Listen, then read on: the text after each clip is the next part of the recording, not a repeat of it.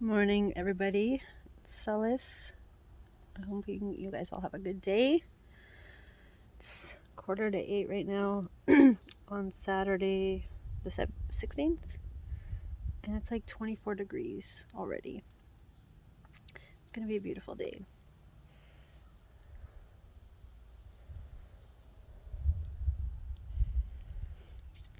So, I was gonna do a live video, and I couldn't. So, I'm just gonna do a video and then I'm gonna upload it. I had just posted about emotions because yay, Emotion 2022, we're finally back in it. I'm so freaking excited to see everyone and to just be back to that little piece of normal that we love so much and all call a little piece of heaven for ourselves. So I had posted about emotions and how much they affect our physical bodies. And if you're kind of new to this or you're not really sure what I mean, you can just Google it. Emotional causes of physical illness, something like that. You'll get books, videos, all sorts of articles and stuff. The one that I don't know if you can hear me, sorry. The one that I have been following and using for, I'm going to say 15 so years, is Louise Hay. And she is kind of the pioneer of this thought system, really. She had discovered, with her own trials and tribulations and healing experiences, that some of our thoughts and beliefs affect us physically and cause dis-ease in the body.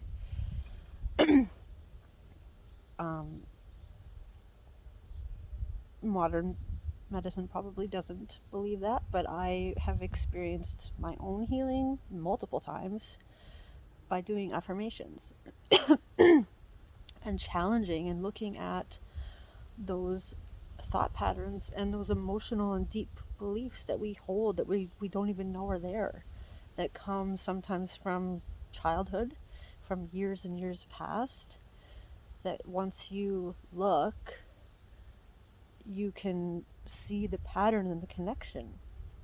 Because as we know, everything's connected. Right? Everything's connected. There is nothing outside of us. So we are all one and we are all. So if you are challenged physically in whatever way it is for you, whether it's eating too much and gaining weight and being overweight, or if you've got plantar fasciitis like I'm dealing with right now, it can be anything. I mean, there's probably some diseases that this author, Louise Hay, never even got to document because, well, now she's no longer with us because she lived to be, I don't know, 94, 92 or something. But I'm sure somebody will continue her work. But for the documentation that she has, I've never found an affirmation and an emotional cause that didn't resonate with me. Absolutely everything, if you look deep enough and hard enough and be open enough to look past in your past, you'll see a thread. And if you pull on it, you can heal it. Like you can overcome whatever belief system that's been there for who knows how long to get over your illness, or at least get it under control to where, say for me, for allergies, as you can tell, you can hear, there's still a problem, but I can manage them and lessen them with my affirmations, because the reason that they're coming up, if I look hard enough, what I'm thinking about, what's going on in my life, they don't just come up in the summer too. Like they're worse in the summer, but I can still manage them.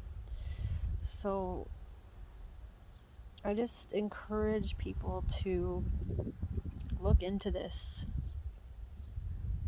I don't know what the word is, to this modality, really, and see if you can help yourselves, because going to doctor after doctor after doctor after doctor and taking pills and who knows what might not be for everybody. And if you're one of those people, you don't want the side effects, you don't want to take God knows what to manage your symptoms, and you actually want to try challenging a belief system that might be connected, then I would encourage you to look into this deeply and don't stop because as we know, our thoughts don't stop. We have however many thousands of thoughts a day, and if you're triggered by something or something happens in your life and you have a thought about it, you might not even realize you had that thought because you've had so many other thoughts about it. Like, it happens. So if you're willing to try something that's virtually free and painless, and you can do it any time of the day, in the shower, laying in bed, anywhere, driving down the street, driving to emotion, you can hammer your affirmations. Like, clearly I've been doing this I say hammer affirmations because that's what we do. We just go repeat, repeat, repeat. And it works for even self-esteem. And saying something as simple as I love and approve of myself, that's going to challenge a lot of your beliefs right there. How many times you think someone's judging you, or something happens at work and you think somebody thinks you're stupid or whatever? Just say it. Just say it over and over. I want to know a funny story. Like, I wish I had my book right now, but I don't. So I said that affirmation, I love and approve of myself, probably, I don't know, like 20, 30, 40,000 times while I worked at this ribbon printing place when I was 25. So that's a lot of times I've said that affirmation. Every time I printed a ribbon, and I mean, the track and field ribbons, packages of 100, 700 of those is one order. Imagine how many orders I get, 20 orders in a day. Like, that's a lot of affirmations. So it helps. Like, it helps to navigate situations where normally people might just buckle and cave and cry and react, but and also think bad about themselves, like, I did something wrong and I'm bad and this and that. Like, you get fired from a job and you might be upset and you might be crying, but instantly your mind goes, hey, I love and approve of myself, I'm gonna be okay, I'm okay. Like, and then you start, that's your go-to place. Like, that's it. If you can get that in there, anything can happen to you. Anything can happen to you, and you can navigate it and be okay. Because no one else can do that for you. They can support you and they can be there for you, but within yourself, in your mind, that's all you. Only you have access to that. And maybe your counselor or psychologist or whatever you might go to, but like, that's it. No one else can do that for you. So if you end up with plantar fasciitis, or you hurt your back or something like that, like, you can help yourself before you head to the surgeon's table. And there are things you can do before things get out of control to where you have to go that route to doctoring and all of that. So if you're wanting to find something that you can control and that only you can do, this is it. These affirmations, and this, I call it a way of life, because as soon as something happens for me, like as soon as my feet started getting sore and things were not working right, I started looking at the affirmations. And when my back was kind of screwed up a few years ago, I started looking at the affirmations. They always fit for me. And I'm not saying that you can always make them fit, but I mean, if you genuinely look at your life and look into your past, because it's your life. Why are you scared to look back there? It happened. Don't be afraid. Do not be afraid. That's your fucking life. Your life. Own that shit. Own it. Take your power back. It's your life. So look at it. Like, I'll give you my example. For my feet, for plantar fasciitis, not moving forward in life. Well, geez, let me think. What have I been thinking about the last 2 years? I upgraded my math, grade 11 and grade 12 math, high 90s, upgraded it at home in the evening on my own. And now I'm thinking, well, geez, I don't know if I can go to university. I don't know if I can go to school because you need money, and have all these excuses as to why I'm not doing something and getting out there, because I don't think that I'll be able to go to school. I don't want to make $25 an hour for the rest of my life.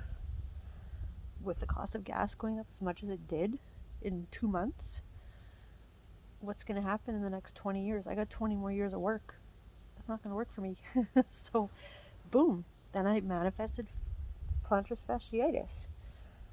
My body said, oh, you want to move forward in life, but you're not? Well, here, this happens if you don't. Now you're going to have sore feet because you're choosing not to move forward, because you're making all these mental excuses and holding yourself back. Well, that changes things. That really does. That makes it about me. I can choose, and I can decide, and I have the power to make the choices to change my life.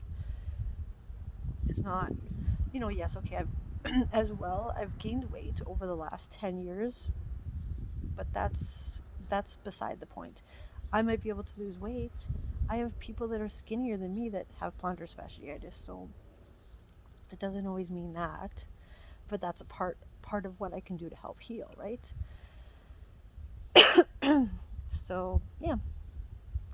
That's my talk about emotions for today, because that is part of what I stand for. Is I believe in emotions. Emotions are huge, are huge help for us.